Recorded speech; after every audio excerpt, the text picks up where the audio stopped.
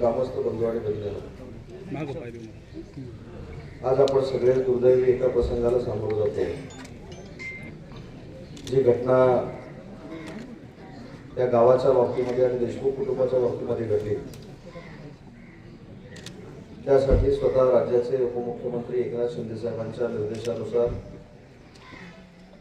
दोन गोष्टीसाठी मी आणि माझे सहकारी मंत्री संजय शिरसाट साहेब या ठिकाणी आलो। त्यातली पहिली गोष्ट जी तुमच्या मनामध्ये आहे, कुटुंबाच्या मनामध्ये आहे, जो प्रसंग घडला आणि जो निर्गुण खून केला गेला, निर्गुण हत्या केली गेली, त्याच्यातले काही आरोपी अटकेत आहेत, परंतु काही आरोपी अजून अटक होणं शिल्लक आहे। आणि त्यासाठी महाराष्ट्र शासनाने एक निर्णय घेतला आणि इथल्या पोलीस अधीक्षकांची बदली करून नवीन पोलीस अधीक्षक देखील या ठिकाणी नेमलेले आहेत। आता मला देशमुखांनी सांगितलं की ते देखील काल येऊन त्यांना भेटून गेले, त्यांच्याशी सविस्तर चर्चा झाली। त्यांनी देखील पोलीस खात्याच्या वतीनं त्यांना आश्वासन दिले की येत्या 2 ते 4 दिवसामध्ये जे आपल्याला अपेक्षित आहे, जे मला अपेक्षित आहे, जे शिंदे साहेबांना अपेक्षित आहे, म्हणजेच या सगळ्या लोकांना अटक झाली पाहिजे आणि त्यांच्यावर कडक कारवाई झाली पाहिजे, ही भूमिका पोलीस अधीक्षक घेणार आहे। तसं कालच संपूर्ण कुटुंबाला त्यांनी येऊन आश्वासन दिलेलं आहे। आपण सोशल मीडियावर बघतोय, आपण सगळ्याच बातम्या वाचतोय की याच्यातला एकही आरोपी शिल्लक राहता कामा नये।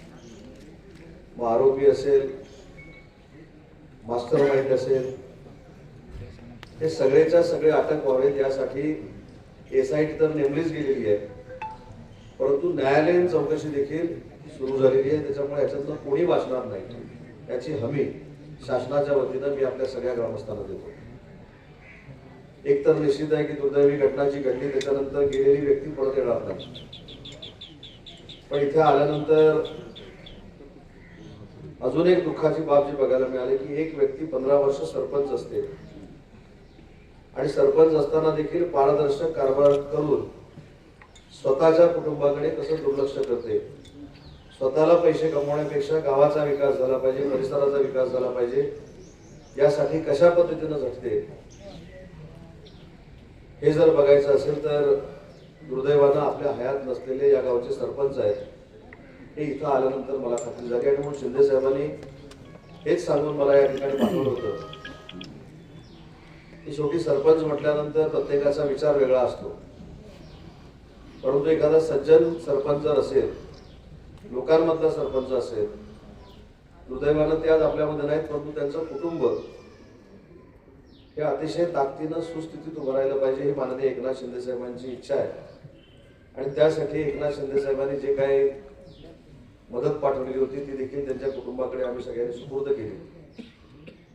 आणि एकनाथ शिंदे साहेबांचा हा देखील निरोप आहे, ही मदत आम्ही केली म्हणजे आमची जबाबदारी संपली नाही। तर ती लहान लहान जी 2 चिमुकली आहेत त्याला देखील स्वतःच्या पायावर उभं करण्याची जबाबदारी आज देशमुख कुटुंब म्हणून आम्ही सगळ्यांनी घेतलेली आहे।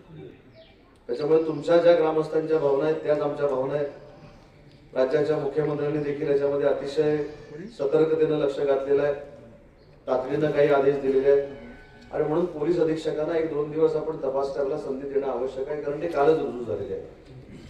पण मी एवढाच तुम्हाला शब्द देतो की तुमच्या मनात जे आहे त्या शेवटच्या आरोपीपर्यंत शासन पोहोचेल आणि पुन्हा बीडमध्ये असा प्रसंग भविष्यामध्ये घडणार नाही अशा पद्धतीची तजवीज महाराष्ट्र शासन नक्की करेल, एवढाच मी आपल्याला शब्द देतो। तुमच्या सगळ्यांच्या दुःखात आणि देशमुख कुटुंबाच्या दुःखात आमची पूर्ण शिवसेना, एकनाथ शिंदे साहेब आणि आम्ही सगळे सामील आहोत। आणि दुसरं जाता जाता एकच सांगतो की सरपंच म्हणून त्यांच्या मनामध्ये ज्या काही या गावाच्या विकासाच्या संकल्पना होत्या, ज्या परिसराच्या विकासाच्या संकल्पना होत्या त्या देखील संकल्पनांची जबाबदारी आज आम्ही स्वीकारलेली आहे। त्याच्यामुळे तुमच्या गावामध्ये विकासाचं काम करणं ही जशी त्यांची इच्छा होती तशी त्यांचे सहकारी म्हणून आम्ही देखील विकासाची ताकद तुमच्या गावाच्या मागे उभं करू।